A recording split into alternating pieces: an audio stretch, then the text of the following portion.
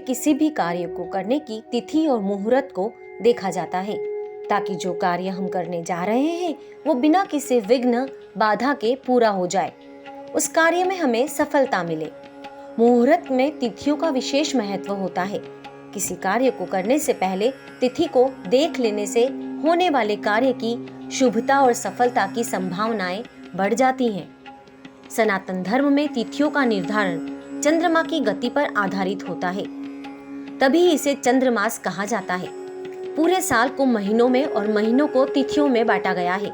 सनातन धर्म में व्रत, पर्व, त्योहार, सभी प्रकार के मांगलिक और शुभ कार्य तिथियों के आधार पर ही होते हैं। हर एक महीने में 30 तिथियां होती है। एक मास यानी कि महीने में 2 पक्ष होते हैं, शुक्ल पक्ष और कृष्ण पक्ष।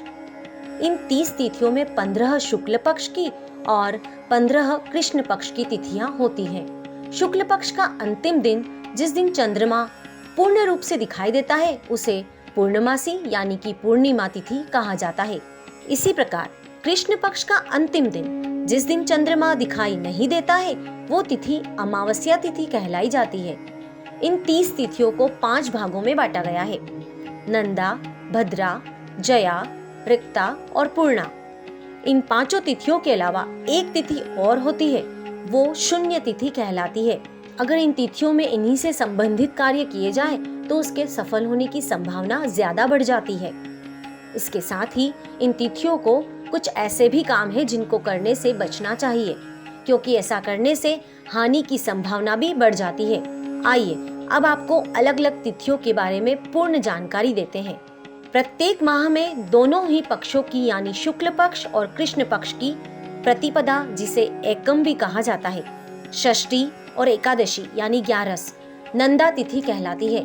इस तिथि में अंतिम 24 मिनट को छोड़कर सभी तरह के शुभ मांगलिक कार्य, भवन निर्माण और किसी नए व्यवसाय का आरंभ करने के लिए इस तिथि को शुभ माना गया है। भद्रा तिथि शुक्ल पक्ष और कृष्ण पक्ष की द्वितीया, सप्तमी और द्वादशी को भद्रा तिथि कहा जाता है। इसमें पूजा, व्रत, जाप, दान, अनाज खरीदना, पशु और वाहन खरीदना शुभ होता है। इसके अलावा कोर्ट कचहरी, शल्य चिकित्सा, चुनाव संबंधी काम करना शुभ माना गया है, लेकिन किसी भी तरह का शुभ मांगलिक कार्य करने से बचना चाहिए। जया तिथि दोनों पक्षों की प्रत्येक महीने की तृतीया, अष्टमी और त्रयोदशी तिथि को जया तिथि कहा जाता है। सेना संबंधी कार्य, मुकदमेबाजी यानी कोर्ट कचहरी के कार्यों को निपटाना, नया वाहन खरीदना, कलात्मक कार्यों जैसे विद्या या संगीत की शिक्षा आरंभ करने के लिए जया तिथि को शुभ माना गया है। रिक्ता तिथि प्रत्येक मास की दोनों ही पक्षों की चतुर्थी, नवमी, चतुर्दशी को रिक्ता तिथि कहते हैं। इन तिथियों में तंत्र मंत्र की सिद्धि, तीर्थ यात्रा शुभ मानी गई है।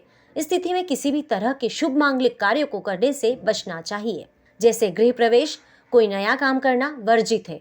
पूर्णा तिथि पंचमी, दशमी, पूर्णिमा, अमावस्या को पूर्णा तिथि कहा जाता है। इसमें अमावस्या को छोड़कर शेष तिथियों में सभी तरह के शुभ मांगलिक कार्य करना शुभ होता है। इन 5 प्रकार की तिथियों के अलावा शून्य तिथि भी होती है। इन तिथियों में विवाह कार्य वर्जित है, लेकिन अन्य तरह के शुभ कार्य किए जा सकते हैं।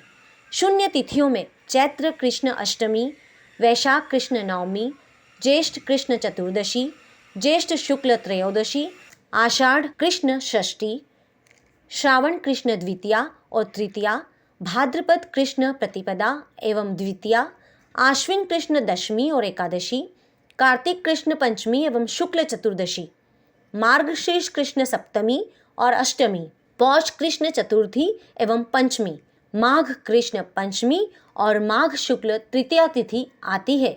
तो अगर आप चाहते हैं कि जो शुभ मांगलिक कार्य आप कर रहे हैं उसमें सफलता मिले, वो कार्य बिना किसी बाधा के पूर्ण हो जाए, तो मुहूर्त और तिथि का अवश्य ध्यान रखें। हमारे साथ जुड़े रहने के लिए देखते रहिए देश रोजाना का YouTube चैनल। सब्सक्राइब कीजिए, साथ ही देश रोजाना की खबरें सबसे पहले देखने के लिए प्रेस कीजिए बेल आइकन।